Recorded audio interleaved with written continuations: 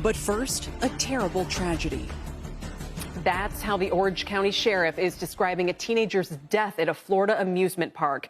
Police say 14-year-old Tyree Sampson died last night when he fell from a ride at Icon Park.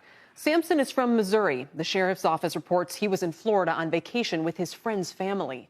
The ride Sampson fell from is called the free fall. According to the park, when riders reach the top, the ride tilts forward 30 degrees before it free falls nearly 400 feet to the ground.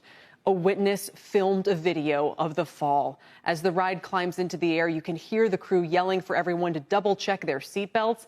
A warning now, this video is graphic. Can you check your seatbelt on the left side? Seatbelt. Nope. Seatbelt. Narrates the ride. Says Sampson was strapped into a safety harness when the ride took off. But that's not what witnesses told 911 after the incident. Is he awake? I'm not sure. If they're saying he's breathing, but he's not responsive. Was he up off the ground? No, they didn't secure the seatbelt on him. NBC News can't confirm how or if Sampson was strapped in or not. After the fall, he was taken to a nearby hospital where officials say he died. A statement from the park reads, "The owner of the attraction is fully cooperating with authorities, and Icon Park is doing everything it can to assist." Today, the Orange County Sheriff's Office said it's investigating what happened. We're looking into all those things, whether it was a slip, whether he was conscious or not, and that's all part of the investigation, and we'll determine for sure if it was accidental, which we believe at this point. The Sheriff's Department reports the Florida Department of Agriculture will now determine if the ride is unsafe. But the sheriff says after looking at the video and speaking to witnesses, he doesn't see any indication that something was wrong before the fall. CNBC's Seema Modi now at Icon Park in Orlando. Seema? Kelly, a teenage dream trip quickly plunged into a devastating tragedy. It happened on this thrill ride behind me. Throughout the day, residents nearby and tourists in town have been stopping, taking pictures, and asking the question on everyone's mind: how did this young boy fall to his death? Before the ride begins, operators can be heard telling riders what to expect. Y'all ever been on there before? You know how you're going? 430 feet. That's great. Coming down 75 miles per hour. As they make their way up, a sudden dramatic fall.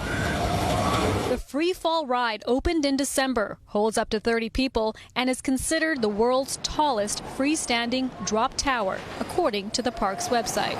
The Florida Department of Agriculture and Consumer Services says the ride was inspected in December and that no deficiencies were found. We just had the Florida Department of Agriculture arrive today, so they're doing more of the functional, mechanical side of the investigation. John Stein is the sales director of Slingshot Group.